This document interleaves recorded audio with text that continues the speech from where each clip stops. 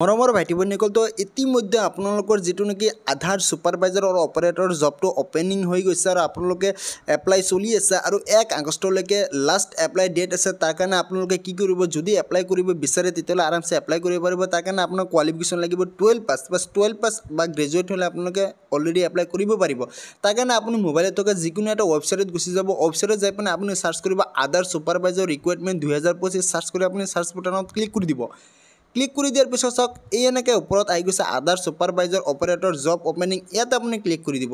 ইয়াতে ক্লিক কৰি দিয়াৰ পিছত আপুনি মোবাইলৰ ডেস্কটপ সাইটটো অন কৰি ল'ব কাৰণ যদি আপোনাৰ ল্যাপটপ থাকে তেতিয়ালে ডেস্কটপ সাইট অন কৰিব নালাগে কাৰণ ল্যাপটপত any time desktop site on হৈ থাকে এতিয়া যদি মোবাইল থাকে তেতিয়ালে ডেস্কটপ সাইটটো অন কৰি ল'ব কাৰণ আপোনাৰ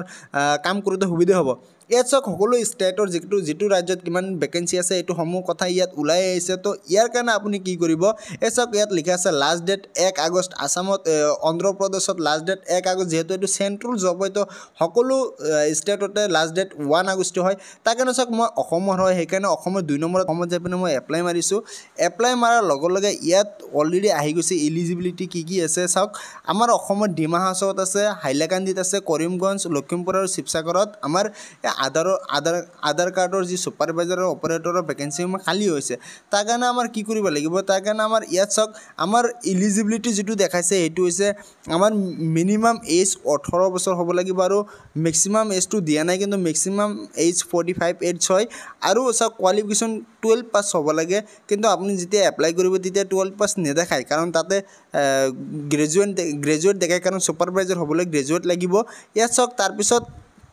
বাকিখিনি দিয়া আছে যদি আপোনাৰ তাত আইটিআই সাৰ্টিফিকেট থাকে তথাপি হ'ব 12 প্লাস আইটিআই সাৰ্টিফিকেট এইবোৰ সকলো কথা দিয়া আছে আৰু আপোনাৰ তাত মাষ্ট বি লাগিব আপোনাৰ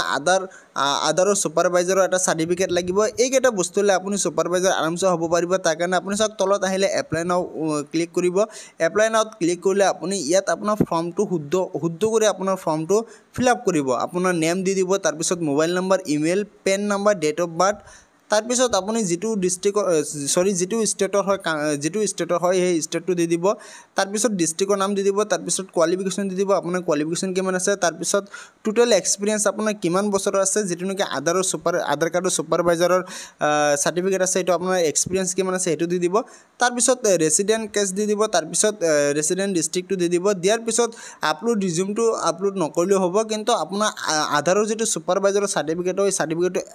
আপলোড কৰিব লাগিব আৰু আপলোড কৰোতে সদায় আপোনাৰ 1024 কেবিতকৈ তলত হ'ব লাগিব 1024 কেবিৰ তলত হলে আপুনি আৰামছে আপলোড লৈ ল'ব কমপ্লিটলি আপলোড লৈ ল'ব তাৰ পিছত আপুনি জেন্ডাৰটো সিলেক্ট কৰি আপোনাৰ ইয়াত চাওক এটা ক্যাপচাৰ আছে ক্যাপচাৰটো সিলেক্ট কৰি আপুনি সাবমিট মাৰি দিব সাবমিট মাৰি দিয়াৰ লগে লগে আপোনাৰ ফৰ্মটো এক্টিভ হৈ যাব